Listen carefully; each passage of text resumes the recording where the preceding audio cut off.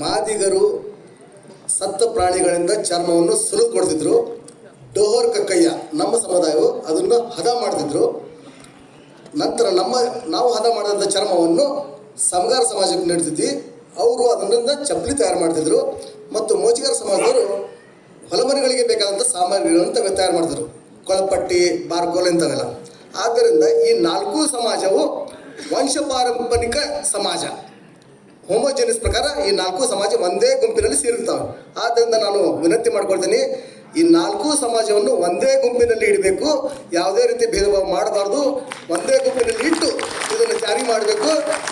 ನಮಗೆ 7% ಮೀಸಲಾತಿಯನ್ನು ನೀಡಿ ಆದೇಶ ಮಾಡಬೇಕಂತೇಳಿ ನಾನು ವಿನಂತಿ ಮಾಡ್ಕೊಳ್ತೇನೆ.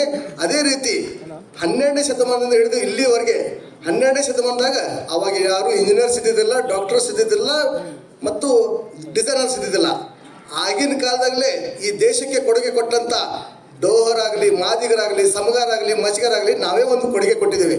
ಆವಾಗ ಹೊಲಿಗೆ ಹಾಕಲಿಕ್ಕೆ ಯಾರೂ ಪರಿಣಿತರು ಇದ್ದಿದ್ದಿಲ್ಲ. ಆವಾಗ ಹೊಲಿಗೆ ಹಾಕಲಿಕ್ಕೆ ಕಲಿಸಿಕೊಟ್ಟಿದ್ದೆ ಸಮಗಾರ ಸಮಾಜದವರು ಮತ್ತು ಮಚ್ಚಿಗಾರ ಸಮಾಜದವರು.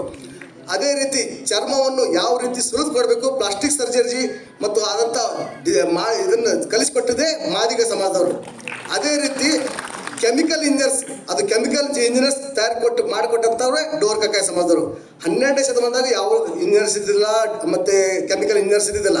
ಆವಾಗ ಈ ಜಡಿಬೂಟಿಗಳಿಂದ ಚರ್ಮವನ್ನು 100 ವರ್ಷ ಬಾಳ್ಬೇಕಂತ ಹೇಳಿ ಅದಕ್ಕೆ ಇದನ್ನು ಮಾಡಿ ಅದರಿಂದ ಚರ್ಮವನ್ನು 100 ವರ್ಷ ಸಂರಕ್ಷಣೆ ಮಾಡಲಿಕ್ಕೆ ಅದಕ್ಕೆ ಜಡಿಬೂಟಿಯನ್ನು ತಯಾರು ಮಾಡಿ ಹದ ಮಾಡಿಕೊಟ್ಟಂಥ ಡೋಹರ್ ಕಕ್ಕಯ್ಯ ಸಮಾಜ. ಆದ್ದರಿಂದ ಈ ಯಾವುದೇ ಸಮಾಜಕ್ಕೆ ಅನ್ಯಾಯವಾಗಬಾರ್ದು, ಎಲ್ಲವನ್ನು ಒಂದೇ ಸಮಾಜದ ಗುಂಪಿನಲ್ಲಿ ಇಡಬೇಕಂತೇಳಿ ನಾನು ವಿನಂತಿ ಮಾಡ್ಕೊಳ್ತೇನೆ. ಮತ್ತು ಅದೇ ರೀತಿ ನಾವು 12ನೇ ಶತಮಾನದಲ್ಲೂ ಆಯ್ತು, ಈಗಾಯ್ತು, ಮುಂದಿನ ಸಲನಾಯ್ತು ನಾವು ಮಾದಿಗರ ಜೊತೆನೇ ಇರ್ತೇವೆ. ಮಾದಿಗರ ಸಮಾಜ ನಮ್ಮ ಅಣ್ಣನ ಸಮಾಜ. ಆದ್ದರಿಂದ ನಮ್ಮ ಅಣ್ಣನ ಸ್ಥಾನ ಅವ್ರಿಗೆ ಕೊಟ್ಟಿದ್ದೇವೆ. ಆದ್ದರಿಂದ ನಾನು ವಿನಂತಿ ಮಾಡ್ಕೊಳ್ತೇನೆ, ನಮ್ಮ ಸಮಾಜವು ಎಡಗೈ ಸಂಬಂಧಿತ ಜಾತಿಯಲ್ಲಿನೇ ಇಡಬೇಕಂತೇಳಿ ನಾನು ವಿನಂತಿ ಮಾಡ್ತೀನಿ. ಧನ್ಯವಾದಗಳು.